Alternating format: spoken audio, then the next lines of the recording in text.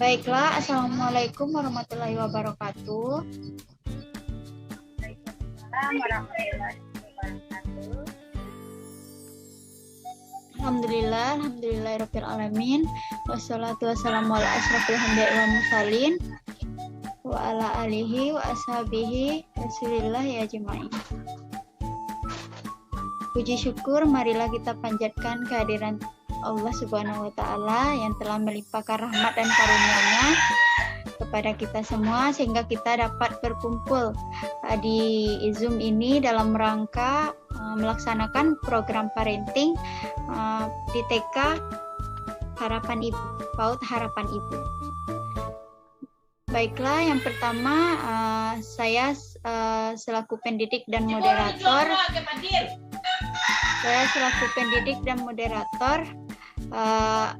Acara yang pertama yaitu kita akan melaksanakan pembukaan dengan membacakan basmalah.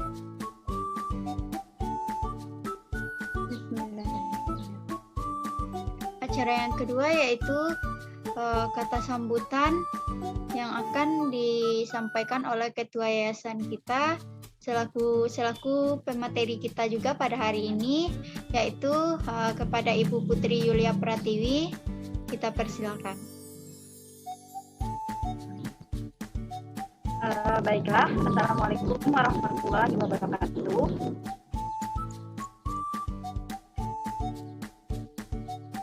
Alhamdulillahirabbil alamin. Kita panjatkan Allah Ta'ala, di mana pada kesempatan sore hari ini kita masih diberikan kesehatan oleh Allah, sehingga kita masih bisa berkumpul, bertemu dalam kegiatan program parenting kita melalui Zoom meeting ini. Saya ucapkan terima kasih kepada bunda-bunda sekalian yang telah memberikan waktu luangnya untuk bergabung bersama kami dalam kegiatan program parenting kita pada hari ini. Sekian kata sambutan dari saya kembalikan kepada moderator. Baiklah, terima kasih kepada Ketua Yayasan kita, Ibu Putri Yulia Pratiwi yang telah memberikan kata sambutan. Dan selanjutnya yaitu pemaparan materi juga yang akan disampaikan oleh Ketua Yayasan kita, yaitu Ibu Putri Yulia Pratiwi. Kepada Ibu Putri, kita persilakan. Baiklah, terima kasih kepada moderator. Baiklah, bunda-bunda sekalian, di sini kegiatan parenting kita yaitu seminar online dengan topik pola hidup sehat di era normal. Pola hidup sehat di era normal. Seperti bunda-bunda semua ketahui, pada masa sekarang kita sedang dihadapkan pada masa yang sulit, di mana kita sedang mengalami ujian dari Allah ya. Di mana adanya didatangkan sebuah virus, yaitu virus COVID-19, di mana dengan datangnya virus ini semua aktivitas kita menjadi terhambat. Kegiatan kita sehari-hari seperti bekerja, sekolah, dan lain sebagainya terbatasi. Kita dianjurkan untuk tetap di rumah, mematuhi protokol kesehatan yang ada. Pada masa sekarang ini kita ketahui bunda semua, segala kegiatan kita baik bekerja maupun sekolah semuanya kita jalani melalui yang namanya virtual, di mana ini sungguh sangat begitu gimana ya, tidak efektif ya. Pada jenjang pendidikan dari jenjang PAUD sampai perguruan tinggi pun melaksanakan kegiatan melalui virtual. Dan pada jenjang PAUD sendiri ini sebenarnya sangat kurang efektif, di mana masa anak usia dini ini masa-masa yang paling berharga. Di mana mereka tuh bisa mengembangkan berbagai aspek perkembangannya untuk meraih masa depannya. Karena pada masa ini mereka asik untuk bermain, mengenal lingkungan, mengenal teman, bersosialisasi, dan mengembangkan segala aspek perkembangan yang ada pada diri mereka. Tetapi pada kenyataannya, untuk saat ini kita sedang dihadapkan pada musibah seperti ini, sehingga mewajibkan kita untuk melaksanakan virtual. Pada masa pandemi seperti ini, meskipun kita dituntut untuk berada di rumah saja, kita sebagai orang tua seharusnya lebih memantau pergerakan pertumbuhan pada anak-anak kita. Salah satunya yaitu dengan pola hidup sehat pada anak usia dini. Mengapa kita perlu menanamkan pola hidup sehat kepada anak sejak usia dini? Karena pada usia dini ini anak itu aktif. Dia aktif bermain, bersosialisasi di lingkungannya, sehingga pada lingkungan tersebut kita tidak tahu. Terkadang anak itu bermain di luar pandangan mata kita. Mereka bisa saja bermain jauh dari rumah kita bersama temannya. Kita tidak tahu di sana apakah tempat bermain anak tersebut bersih atau tidak, efektif atau tidak, kita tidak tahu, sehingga anak tersebut mudah untuk terjangkit penyakit melalui berbagai virus yang ada. Nah, makanya di sini Bunda-bunda sekalian, sangat penting bagi kita sebagai orang tua untuk mengawasi bagaimana pola asuh kita kepada anak, agar anak tersebut bisa melakukan pola hidup sehat seperti yang kita akan bahas pada hari ini. Di sini pembiasaan pola hidup sehat dan bersih pada anak usia dini ini ada beberapa langkah-langkah yang bisa Bunda lakukan di rumah, yaitu yang pertama mengenai kebersihan pribadi. Kebersihan pribadi ini kebersihan pada diri sendiri, pada diri kita sebagai orang tua, pada diri anak kita. Nah, pada kebersihan pribadi ini Bunda-bunda bisa mengajarkan kepada dengan cara anak untuk mandi 2 kali setiap hari, yaitu pagi dan sore. Kemudian bimbing anak untuk rajin menggosok giginya setiap bangun tidur dan menjelang tidur, di mana saat akan tidur tentunya dalam gigi kita itu terdapat banyak bakteri setelah harian apa yang kita makan. Kemudian yang ketiga itu kita bisa memberikan atau mengajarkan kepada anak kita tentang bagaimana menjaga kebersihan pakaian kita. Jadi kita menganjurkan kepada anak untuk mengganti sering pakaian yang dipakainya apabila pakaian tersebut terlihat kotor atau menyerap banyak keringat yang berlebih kepada anak. Itu bisa kita anjurkan untuk mengganti pakaian, karena tidak harus menunggu saat mandi. Karena pada saat berjika kotor, apalagi kotor tersebut sudah lumayan banyak ya nodanya, itu bisa saja bakteri yang menempel pada kotoran di baju kita itu meresap pada kulit anak, kemudian bisa menyebabkan anak terjangkit penyakit, dan juga pada keringat yang berlebih. Kemudian ketika mandi selalu terapkan pada anak untuk mengkeramasi rambut atau mencuci rambut, minimal paling sedikit itu 3 kali dalam seminggu. Namun kalau saya pribadi di sini saya menerapkan bahwa mandi pagi terutama itu mencuci rambut dengan sampo. Kenapa? Karena saat kita bangun tidur, kita mandi dengan mencuci rambut kita menggunakan sampo, itu akan badan terasa lebih segar sehingga pikiran kita juga menjadi fresh. Apalagi anak-anak kita ya Bunda akan pergi sekolah atau sekolah di rumah melalui virtual. Nah, pikiran mereka itu akan lebih fresh. Mereka akan siap dan sigap dalam menjalani pembelajaran yang berlangsung. Kemudian di sini cara yang kedua dengan membersihkan lingkungan sekitar. Bunda-bunda bisa mengajak anak-anak menjaga lingkungan yang bersih mulai dari lingkungan sekitar tempat tinggal. Misalnya di rumah Bunda sebelah rumah itu ada perkarangan kecil atau halaman rumah. Bisa kita ajarkan kepada anak. Kita ajak anak tersebut untuk bangun pagi.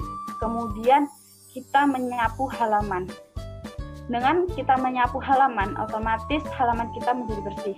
Perkarangan kita menjadi bersih, sedap dipandang dan tidak menimbulkan penyakit. Apabila ada rerumputan yang tinggi-tinggi, kita ajak anak untuk mencabut atau menggunting rumput-rumput tersebut menjadi pendek. Dan yang paling penting, kita mengajak anak untuk selalu menerapkan membuang sampah pada tempatnya. Karena sampah yang menumpuk itu mendatangkan lalat-lalat yang hinggap pada sampah tersebut. Kemudian lalat tersebut bisa saja Bunda membuat makanan, kita taruh di meja atau di mana. Lalat tersebut bisa hinggap pada makanan tersebut sehingga meninggalkan penyakit di dalamnya yang akan dimakan oleh kita dan Bunda.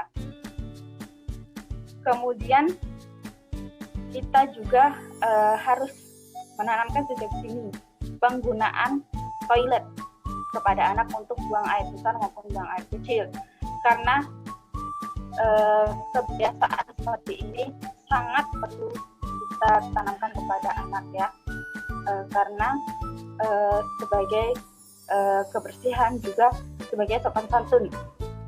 Tidak mungkin anak kita ajarkan banyak di sini. Saya lihat anak-anak buang air kecil di depan rumah dan dilihat oleh banyak orang, kan itu sangat tidak efektif ya. Kemudian cara yang ketiga yaitu tentang penimbangan berat badan secara rutin. Kenapa kita perlu melakukan penimbangan badan secara rutin? Penimbangan berat badan ini dilakukan supaya kita para bunda-bunda ini mengetahui bagaimana kesehatan pada anak kita. Misalnya bulan kemarin anak kita timbang 15 kilo. Bulan ini kita timbang cuma 12 kilo. Ada apa sebenarnya pada tubuh anak kita? Apakah anak kita mengalami stres atau asupan gizinya kurang atau hal lainnya? Kita perlu mengetahuinya. Jadi penimbangan berat badan ini sangat penting untuk Bunda lakukan kepada anak untuk meninjau perkembangan pertumbuhan anak setiap bulannya agar anak itu tetap menjadi sehat. Kemudian yang keempat yaitu pemanfaatan air bersih, seperti mengajarkan anak dengan mencuci tangan sehabis buang air kecil ataupun air besar, kemudian setelah bermain, kemudian ketika akan makan, entah itu makan kita seperti makan sarapan, makan siang atau makan malam, atau makan makanan cemilan, kita harus membiasakan anak kita untuk cuci tangan. Karena kita tidak tahu, walaupun mereka berada di dalam rumah, hanya menyentuh misalnya remote TV atau menyentuh sapu atau menyentuh sofa, meja, kita tidak tahu di situ ada bakteri apa yang hinggap yang bisa menyebabkan tubuh kita menjadi sakit. Jadi bunda-bunda harus di rumah menerapkan tentang pentingnya cuci tangan. Apalagi masa pandemi sekarang diwajibkan untuk selalu mencuci tangan. Kemudian yang kelima yaitu aktivitas fisik seperti olahraga dan bermain. Pada masa pandemi sekarang tentunya kita sangat susah untuk dipersulit ya, diminimalisir kegiatan kita berada di luar rumah. Jadi gunakanlah aktivitas fisik ini di dalam rumah, seperti contohnya kita mengajak anak di luar rumah kita di halaman saja dengan melakukan senam pagi yang ringan, atau kita dengan melakukan jogging mengelilingi rumah dengan sesuai kemampuan anak itu bisa membantu menjaga anak agar tetap sehat dan fisiknya menjadi kuat. Kemudian yang terakhir itu dengan pemanfaatan gizi seimbang, di mana bunda-bunda ini harus memenuhi kebutuhan gizi seimbang pada anak-anak kita dengan memberikan makanan-makanan yang bergizi seperti sayur-sayuran, buah, lauk pauk yang mencukupi, seperti misalnya bunda-bunda sekalian tidak ada uang untuk membeli daging, kita bahkan untuk membeli 1 butir telur. Dalam 1 butir telur itu tentunya sudah mengandung banyak protein yang baik untuk tubuh anak. Kemudian diganti apabila ada rezeki yang lebih, kita ganti dengan membeli ikan. Ikan juga sangat banyak manfaatnya ya, terutama proteinnya juga lebih tinggi. Kemudian kita seling setiap minggunya, misalnya minggu ini lagi ada duit lebih, kita belikan ikan. Besok ternyata ada lebih lagi, bisa kita belikan. Apabila tidak ada sama sekali, kita belikan telur. Kemudian jika tidak ada, sayur-sayuran itu harus selalu ada ya. Sayur-sayuran itu sangat penting untuk pemenuhan gizi pada anak kita. Kita harus menanamkan anak itu suka sayur, karena dengan anak bisa menyukai sayur, maka pertumbuhannya akan jelas terlihat berbeda dengan anak yang hanya ingin makan dengan telur goreng aja, telur ikan goreng aja, atau tempe goreng dan sebagainya. Pemenuhan gizi ini bisa kita lakukan dengan misalnya membuatkan sop bayam dengan lauk tempe goreng atau tahu goreng. Itu saja sudah sangat baik untuk pertumbuhan anak, di mana pemenuhan proteinnya sudah ada dan kandungan vitamin pada sayur-sayurnya itu sudah ada.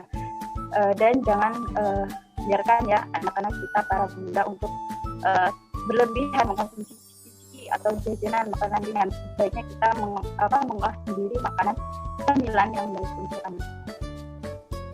Baiklah bunda-bunda sekalian, mungkin itu materi yang bisa saya sampaikan pada kegiatan program parenting kita melalui kegiatan seminar pada hari ini. Semoga apa yang saya sampaikan bisa ya menjadi menambah pengetahuan bagi saya, bagi bunda-bunda semua, dalam menerapkan pola hidup sehat kita pada keluarga kita, terutama kepada anak-anak kita, di mana anak kita ini masih pada masa anak-anak yang efektif untuk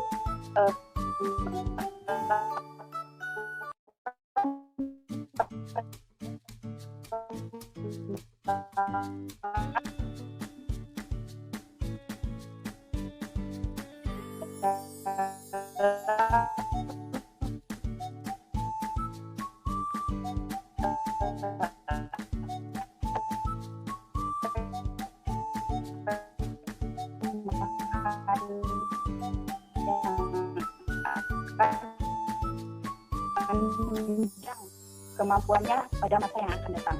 Mungkin sekian dari saya ucapkan terima kasih atas kehadirannya para bunda-bunda sekalian. Saya akhiri. Assalamualaikum warahmatullahi wabarakatuh.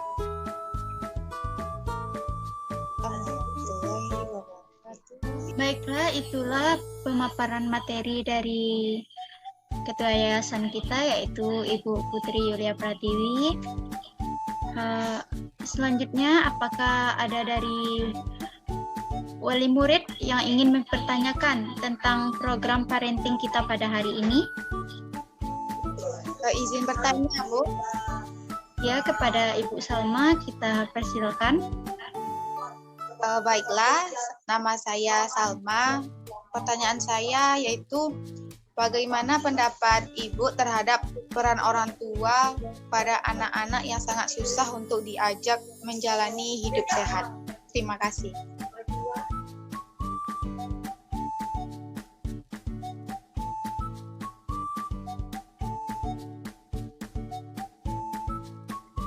Terima kasih kepada wali murid kita yaitu Ibu Salma yang telah bertanya tentang pelaksanaan program parenting kita pada hari ini. Selanjutnya saya akan kembalikan kepada pemateri kita yaitu Ketua Yayasan kita Ibu Putri Yulia Pratiwi, yang dimana pertanyaan oleh Ibu Salma yaitu bagaimana peran orang tua pada anak-anak yang susah untuk diajak menjalani hidup sehat. Kepada Ibu Putri dipersilakan untuk menjawab pertanyaan tersebut.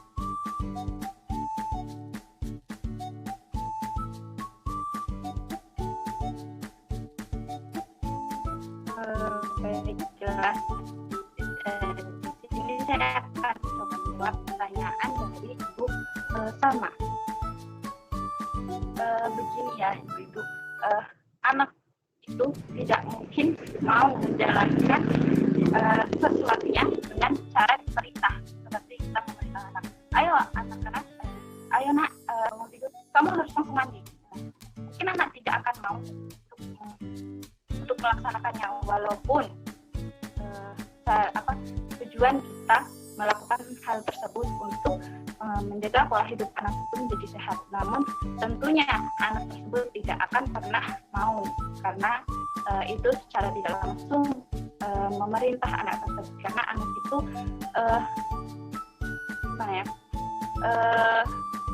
kurang menyukai perintah. Anak tersebut lebih menyukai kita sebagai orang tua dengan mengajarnya cara yang halus dan banyak bermain. Bunda bisa ya melakukannya dengan cara kita mengajak anak pada aktivitas-aktivitas yang kita lakukan. Kita harus menerapkan pola hidup sehat tersebut pada diri kita. Jadi di rumah kita sekeluarga itu harus menjalankannya bersama-sama. Misalnya saya dan suami itu benar-benar menerapkan bagaimana pola hidup sehat tersebut. Kemudian kita mengajak anak. Ketika kita bangun pagi, kita juga membangunkan anak. Kita langsung gosok gigi, kita juga ajak anak. Kita membersihkan lingkungan, kita ajak anak. Kita membersihkan rumah, kita ajak anak. Dengan begitu, anak dengan sendirinya akan terbiasa terlatih melakukan pekerjaan-pekerjaan tersebut dengan senang hati. Kemudian di sela-sela waktu istirahat, kita juga memberikan edukasi tentang pola hidup sehat itu kepada anak. Seperti diceritakan, tahu nggak Dek, tahu nggak Kak, tadi kenapa Ibu bangunkan adik atau kakak pagi-pagi sekali? Misalnya anak tidak tahu Bu. Nah, kita berikan penjelasan, karena bangun pagi itu bisa membuat kita sehat. Itu rutinitas yang kita lakukan. Nah, nanti kita jelaskan apa manfaat dari aktivitas yang kita lakukan tadi bersama. Dengan begitu, anak akan menjadi tahu. Oh, jadi kalau Dede habis pulang main harus langsung cuci tangan ya. Ketika mau makan atau mau makan cemilan harus cuci tangan ya. Iya, karena di dalam tangan kita tidak tahu ada bakteri apa yang bisa membuat kita menjadi sakit. Contohnya seperti sakit perut. Dengan begitu, anak akan mudah menangkap apa saja dan bagaimana cara kita menjalani hidup sehat. Jadi di sini menurut saya yang harus kita lakukan sebagai para orang tua di dalam keluarga, dengan kita mengajak anak bersama-sama melakukan aktivitas kegiatan pola hidup sehat dan memberikan penjelasan tentang edukasi tentang aktivitas-aktivitas yang kita lakukan supaya anak terbiasa menjalaninya dengan pembekalan pengetahuan yang ada. Mungkin penjelasan dari saya. Kemudian saya kembalikan kepada moderator. Baiklah, terima kasih kepada Ketua Yayasan kita yang sudah menjawab pertanyaan dari salah satu wali murid kita pada program parenting kali ini. Selanjutnya, saya akan menanyakan kembali kepada wali murid kita, yaitu Ibu Salma. Apakah jawaban dari pemateri kita sudah pas dan sudah sesuai dengan apa yang Ibu Salma ketahui? Baiklah, terima kasih kepada Ibu Putri. Jawaban yang diberikan sangat mudah saya pahami. Terima kasih. Baiklah, terima kasih kepada Ibu Salma. Dengan berakhirnya pertanyaan tadi, berakhir pula program parenting yang kita laksanakan di PAUD Harapan Ibu pada hari ini. Saya selaku moderator atau pendidik, jika ada salah kata mohon dimaafkan. Wabillahi taufiq wal hidayah. Wassalamualaikum warahmatullahi wabarakatuh. Waalaikumsalam warahmatullahi wabarakatuh.